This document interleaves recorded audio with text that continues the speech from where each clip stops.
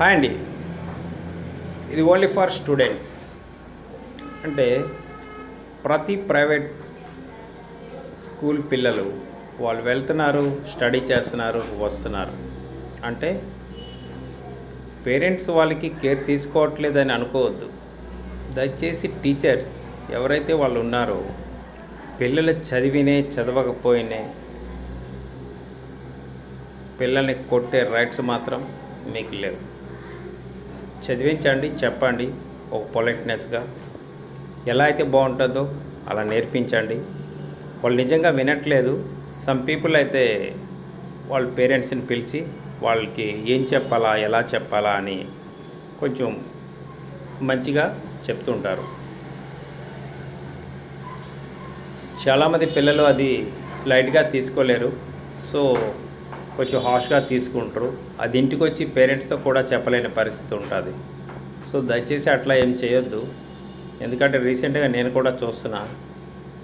అది మా ఇంట్లో అబ్బాయి అవ్వచ్చు, బయట కూడా చాలామందికి చూస్తున్నాను.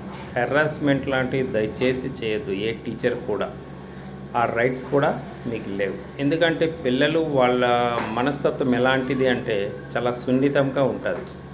వాళ్ళకి చెప్పే స్టైల్లో చెప్తే వాళ్ళు ఎవరైనా వింటారు. లేదు నిజంగా అబ్బాయి అమ్మాయి వినట్లేదు అని అంటే వాళ్ళ పేరెంట్ని పిలిచి దగ్గరుండి చెప్పి వాళ్ళకి ఏదైనా చిన్న పనిష్మెంట్ ఎలాంటివి చెప్పండి. కానీ మిస్యూజ్ చేసి వాళ్ళని కొట్టి తిట్టి అర్హత మీకు ఎవరికి లేదు. ఎందుకంటే వాళ్ళు అల్లారుముద్దుగా ఇంట్లో పేరెంట్స్ పెంచుకుంటారు.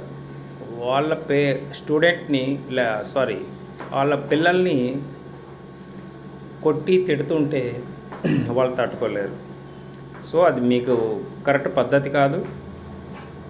ఇక ముందు చేసినే అది కరెక్ట్ చేసుకుంటారని ఆశిస్తూ ఇట్లు మీ కృష్ణ. లోకల్లోనే ఉంటా. Okay, thank you.